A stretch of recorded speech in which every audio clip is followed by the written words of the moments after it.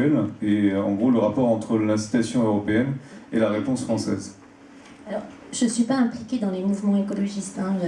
J'en ai fait ma profession sur plein de choses, mais je suis dans aucun mouvement, ça, je pense que c'est important. À Copenhague, c'est-à-dire, excusez-moi de répéter la question. Quel est votre regard sur Copenhague, le Grenelle de l'environnement et la situation actuelle, en fait, le parcours qui a été fait? Alors, en fait, je pense que sur le Grenelle de l'environnement, il y a quelque chose qui est important quand même de dire, c'est que ça a été un vrai démarrage d'un dialogue sur les questions de développement durable entre les entreprises, les ONG, l'État, les citoyens, etc.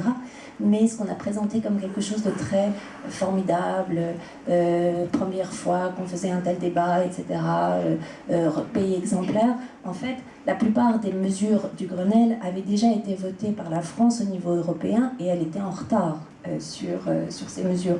Donc ça, c'est quand même extrêmement important. Donc, les objectifs du Grenelle étaient des objectifs déjà signés par la France.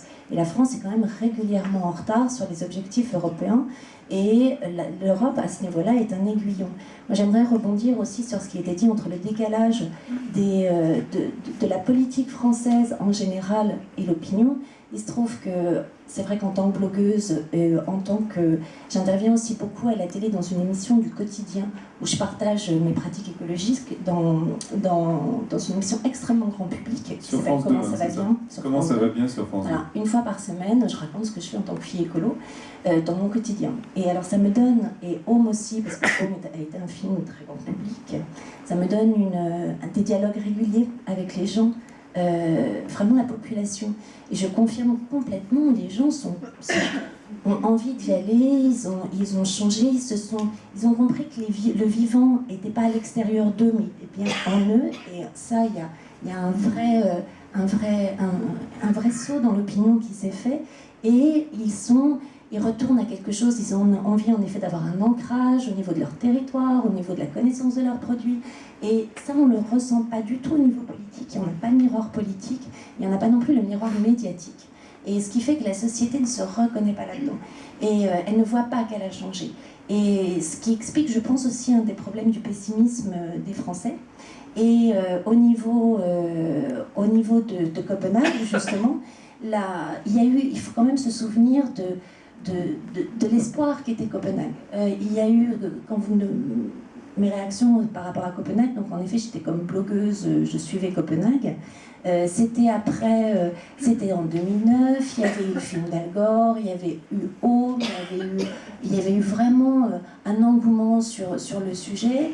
Et juste avant Copenhague, il y avait eu les médias internationaux, les grands médias, avaient fait une commune. 50 grands médias avaient fait une commune sur il faut sauver le climat à Copenhague, interpellant les dirigeants. La société civile était extrêmement présente et finalement il ne s'est rien passé. Copenhague était déjà normalement ça devait s'être négocié à Bali 2 ans auparavant. Copenhague était déjà une seconde chance et finalement ça a été la feuille blanche, ça a été un ovni juridique. L'ONU n'avait jamais vu ça. Et en même temps à Copenhague il y avait toute la population civile réunie du monde entier avec une alliance des écologistes et des altermondialistes, du mouvement social et du mouvement écologiste qui se retrouvaient. Et on a eu vraiment ce sentiment d'un déni de démocratie. Et moi, c'est ce que j'ai ressenti le plus fort, et on était vraiment nombreux à ressentir ça, c'est-à-dire qu'on avait une majorité de pays qui voulaient même un accord mondial à 1,5 degré de limitation. Les pays industrialisés avaient dit 2. Or, on voyait bien, tout le monde était représenté à Copenhague, et on voyait bien que ce 1,5 degré était en fait majoritaire au niveau mondial. Donc, on a pris la position déjà des pays industrialisés. Ça veut dire quoi en langage augmentation de 1,5 degré maximum par rapport à la concentration pré-industrielle, en fait. Par rapport au moment où on a commencé à mesurer les concentrations de CO2 dans les années au fin du 19e siècle. Et ça, c'est quand même important à savoir. Ensuite, l'objectif de diminution du facteur 4 pour 2050, il faut savoir quand même... Le facteur 4, c'est le... Facteur 4, il faut diminuer, les pays industrialisés doivent diminuer au minimum de 80% leurs émissions avant 2050. Voilà. Et pour pouvoir éviter le saut des 2 degrés. Donc ce consensus politique des pays industrialisés, hein, je le répète, parce qu'à 2 degrés déjà, beaucoup de pays sont ou sous l'eau ou avec des problèmes de désertification des sols, etc. Donc en plus, il faut éviter une accumulation des gaz à effet de serre avant 2020 pour que cet objectif soit atteignable. Et c'est 25 à 40% de diminution des gaz à effet de serre des pays industrialisés pour avoir une chance sur 2 de ne pas dépasser les 2 degrés. C'est pour vous dire l'ampleur de l'objectif si on ne veut pas passer dans un autre état écologique, dans un autre équilibre écologique global. Or, aujourd'hui, même quand la Commission européenne arrive à 25%, avec son objectif de 25%, il faut bien ne pas oublier que c'est l'objectif minimal si on veut s'en sortir. Donc, c'est là où, je vous dis, on a eu quand même, la population est prête. Ce qu'on ressent en France, c'est que la population est prête. Toutes les études mondiales le montrent. Il y a encore eu une étude AXA pour les dernières négociations climatiques qui montre que l'opinion mondiale est extrêmement prête. Elle demande à ses dirigeants de faire quelque chose. Elle est confiante. Et on a un blocage, par contre, au niveau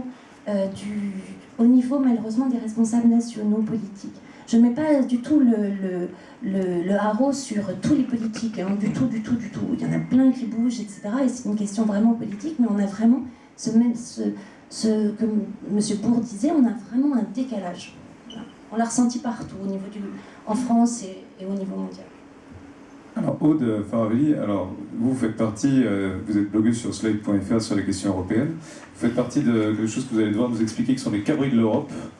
Et par ailleurs, vous êtes au Fonds social européen, vous travaillez plus particulièrement sur l'articulation entre le social et l'environnemental, qui aujourd'hui semble être un peu au cœur des préoccupations, c'est-à-dire comment on répond aux préoccupations sociales et à la crise, et comment en même temps on n'abandonne pas les politiques environnementales, comment on essaie de concilier ces 2 impératifs.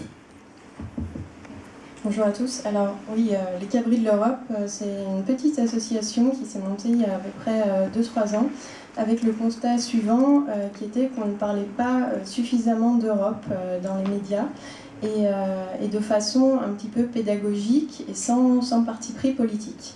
Alors on a décidé avec une petite équipe d'Européens convaincus qui travaillent tous dans le domaine des affaires européennes, de créer un magazine en ligne qui s'appelle 27 etc. Parce qu'à l'époque on était 27 États membres et qu'on s'attendait à un élargissement probable dans les années à venir, et avec un slogan qui est « Parce que l'Europe n'est pas une affaire étrangère ».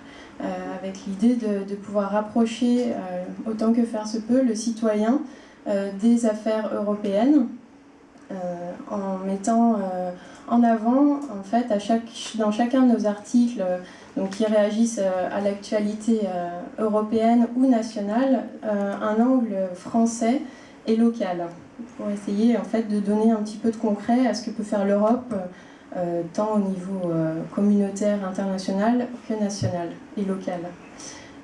Alors en ce qui concerne le Fonds social européen, donc, il faudrait peut-être une journée pour expliquer en quoi consiste l'action du Fonds social européen.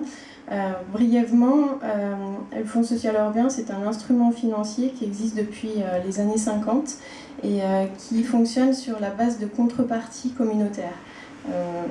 Chaque État membre reçoit un certain montant, une certaine enveloppe de Fonds social européen pour une période de 7 ans qui va lui permettre de mettre en œuvre des projets. La problématique du Fonds social européen, c'est d'aider les personnes les plus défavorisées, les plus éloignées de l'emploi, à revenir vers l'emploi et à se réinsérer. Alors l'articulation entre fonds européens et développement durable, elle n'est pas forcément visible au premier abord. Dans les fonds structurels, c'est davantage le FEDER qui met en œuvre des stratégies de développement durable. C'est d'ailleurs une priorité d'action du FEDER. D'ailleurs en France, on a à peu près pour 950 millions d'euros de projets qui ont été programmés pour cette période de programmation. Donc c'est un axe très important et qui s'inscrit dans des objectifs de rénovation thermique des bâtiments, de développement des énergies renouvelables, de protection de la biodiversité. Mais le FSE a un angle assez intéressant en ce qui concerne le développement durable, c'est qu'il mêle en fait, l'inclusion par l'activité économique et l'approche du développement durable. Donc on observe cette année notamment dans les tendances des projets qui nous sont remontés, un certain nombre de projets de réinsertion qui impliquent le développement durable. Par exemple, en Poitou-Charentes, des personnes en difficulté qui sont au RSA et qui essayent de revenir vers l'emploi sont intégrées dans un projet de réhabilitation du Marais Poitevin. Vous avez énormément de projets pour les détenus qui sont cofinancés par le Fonds social européen et qui concernent aussi des actions de réhabilitation des lieux publics, de l'environnement et qui ont à la fois cette prise de conscience aussi que la réinsertion peut se faire par et grâce au développement durable.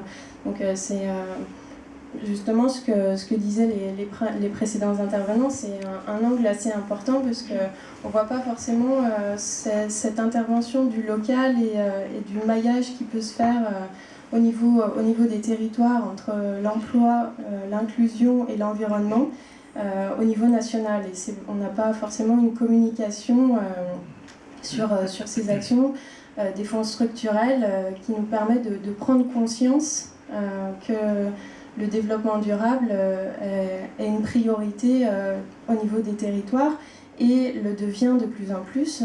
Vous allez peut-être en parler, mais la stratégie UE 2020, donc pour une croissance intelligente, durable et inclusive, s'inscrit totalement dans ces objectifs. On retrouve ces objectifs pour les fonds sociaux européens, mais aussi dans l'agenda du développement durable. Donc on est complètement dans une action combinée qui peut prouver toute sa valeur ajoutée sur les territoires, d'autant plus qu'on parlait aussi de décentralisation, mais les fonds européens seront largement décentralisés pour la prochaine période de programmation. Donc il y aura peut-être une liberté d'action plus grande en termes de stratégie des territoires sur ce domaine-là. Très bien, bravo à tous déjà. Et